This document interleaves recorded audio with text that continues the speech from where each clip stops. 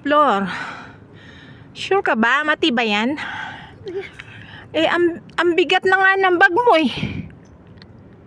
Dinagdagan mo pa.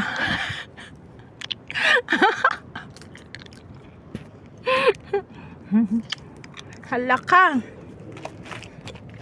Aray ko, nasundot ang pet ko ng kahoy.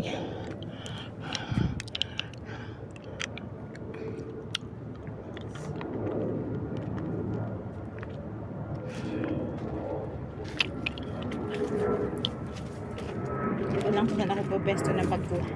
Ito, okay.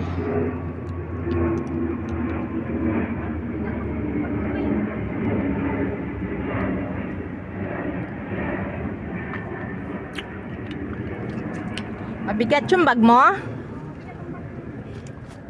Kailan kaya tayo mag-hike talaga ng walang bit-bit na gasinong mabigat?